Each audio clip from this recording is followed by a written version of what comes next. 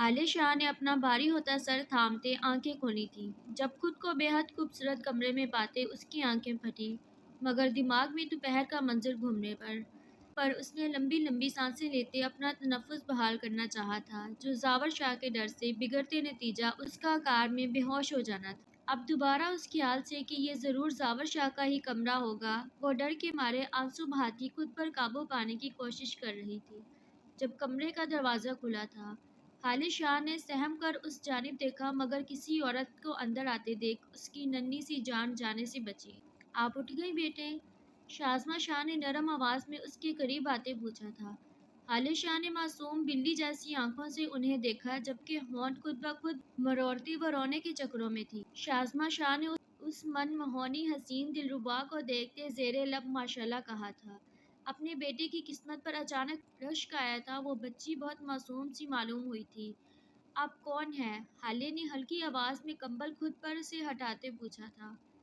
پہلے آپ بتاؤ، کیا آپ اب ٹھیک ہو؟ ان کے شفقت بھرے تاثرات اور نرم لہجے حال شاہ کو حیرت نے آن گھیرا تھا۔ وہ بچوں کی طرح قدم بڑھاتی ان کی جانب بڑھتی، ان کا ہاتھ تھام گئی۔ آپ مجھ پر ظلم کریں گی؟ مطلب وہ کیا؟ مجھے یہاں مارا پیٹا جائے گا؟ آپ تو بہت اچھی اور نیک دل انسان لگتی ہیں۔ حالے نے انہیں آنکھوں میں معصومیت اور آس لیے پوچھا، ساتھ میں وہ انہیں مسکا لگانا نہیں بھولی۔ شازمہ شاہ کو اس پر ترس آیا تھا۔ میں تو آپ کو کچھ نہیں کہوں گی، اور جو آپ کو یہاں لایا ہے وہ بھی آپ کو کچھ کہنے نہیں دے گا کسی کو۔ شازمہ شاہ اپنے بیٹے کی تربیت سے خوب اچھی طرح واقف تھی، اس لیے ایک مان لیے کہا تھا، مگر ان کے اس جملے پر حال شاہ نے آئی برو اچکائیں۔ وہ ڈریگن، اللہ توبہ، اتنے ڈراؤنے انسان ہے وہ تو۔ آپ نے ان کی ہائٹ دیکھی ہے؟ ایسا لگتا ہے کوئی پہاڑ کھڑا ہو، بلکہ پہاڑ نہیں، وولکینو ہے وہ پورے۔ اتنا غصہ کرتے ہیں وہ، میری ممی نے مجھے بتایا تھا، ایک نمبر کے خڑوس انسان ہے وہ۔ آپ کو پتہ ہے ہماری حویلی میں اتنا غصہ کر کے آئے تھے وہ ڈریگن، اور مجھے زبردستی یہاں لے کر آ گئے۔ آنکھوں سے تو مجھے ایسے دیکھتے ہیں جیسے زندہ نکل جائیں گے۔ اب آپ بتائیں سویٹ لیڈی، اتنی پیاری سی بچی کو اتنا ڈرانا دھمکانا کوئی اچھی بات ہے؟ حالے نے شازمہ کو پیار سے پکڑ بیڈ پر بیٹھتے، ان کے گھٹنوں میں بیٹھتے آنکھوں میں چمک لیے کہا تھا۔ شازمہ شاہ کی تو اپنی بہو کی سوچ سنتے ہنسی چھوٹی تھی۔ وہ اس پتی سے لڑکی کے اپنے اتنے خوبرو نوجوان بیٹے کے بارے میں اتنے نیک خیالات سنتی اس کی سوچ پر اش اش کر اٹھی تھی۔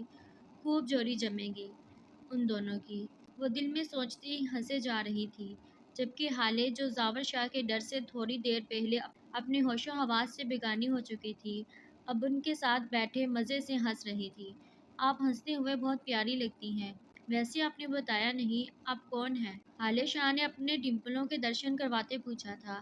یہ اسی ڈریگن کی ماں ہے جس کی شان میں آپ قصیدے پڑھ چکی۔ زاور شاہ جو کب سے اس کی اور اپنی ماں کی باتیں دروازے سے ٹیک لگائے سن رہا تھا، اندر آتے اپنی بھاری آواز میں کہتے حال شاہ کو اپنی جگہ سے اچھلنے پر مجبور کر گیا۔ اس کی پھرتی پر شازمہ شاہ دوبارہ ہنسی تھی، جبکہ زاور شاہ کی ڈارک گہری نگاہیں اس حسن آرا کے وجود سے چپک گئی تھی، جو سنہری آنکھیں پھارے اسے دیکھ رہی تھی۔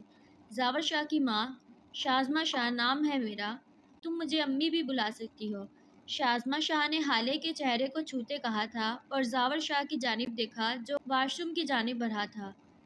آپ سچ میں ان کی امی ہیں؟ اتنی سویٹ، اتنے خڑوس، میرا مطلب اتنے بڑے انسان کی؟ حالے ابھی بھی اپنی چلبلی طبیعت سے باز نہیں آئی تھی، اس لیے پوچھا تھا۔